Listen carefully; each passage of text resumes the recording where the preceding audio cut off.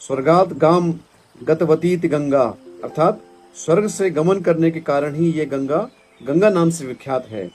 भागीरथी नाम तो गंगा जी को कपिल मुनि के आश्रम पर राजा भागीरथ को आशीर्वाद देते समय मिला था।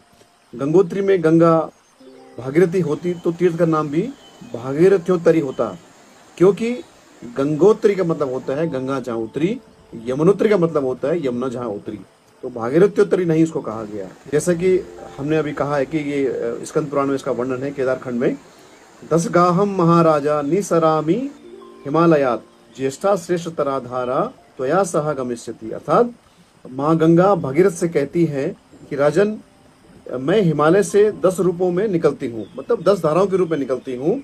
10 उसमें से जो सबसे श्रेष्ठ है, सबसे जो परम इसमें जो एक नाम है वो माँ गंगा है, और वो धारा तुम्हारे साथ जाएगी। इतना बड़ा जो कार्य किया गया है वो माँ भागीरथी ने गंगा के रूप में भगीरथ को दिया है, वो जिम्मेदारी, वो कर्तव्य दिया है।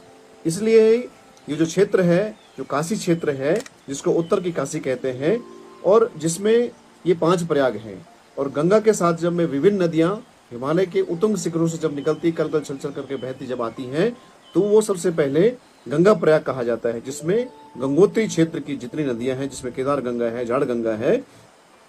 उसके पश्चात जब हम नीचे आते हैं, जिसको कहते हैं हर्षिल क्षेत्र, उसको हरिप्रयाग कहा गया है। हमारे केदारखंड में उसको हरिप्रयाग कहा गया है, जिसमें हिमाचल क्षेत्र से और हमारे इस क्षेत्र उत्तराखंड क्षेत्र जितनी भी नदियां आती हैं उसको हरिप्रयाग के नाम से संबोधित किया गया, जिसमें जलंधरी नदी भी आती है। फिर तत्पश्चात हम जब थोड़ा सा नीचे आते हैं, डबरानी क्षेत्र जो कहते हैं, सोन प्रयाग कहते हैं उसको, जिसमें सोन नदी आती है। और उसके पश्चात बटवाड़ी क्षेत्र जब हम आते हैं तो उसको भास्कर प्रयाग कहते हैं, जिसमें नवाला नदी आती है, पिलंगना नदी आती है, बेलंगना नदी आती है, गौरांगना नदी आती है। तो इन सबको मिलकर के ये भास्कर प्रयाग कहा जाता है। और अंतिम में जो 5वां प्रयाग है उसको उत्तर प्रयाग कहते हैं। उत्तर मतलब होता है उत्तर की काशी में जो नगर है उत्तर काशी, उस प्रयाग में आते हैं। 80 च वर्णा नदी, तो 80 और वर्णा के क्षेत्र में जितने भी ये नदियां आती हैं उसको हम कहते हैं उत्तर प्रयाग।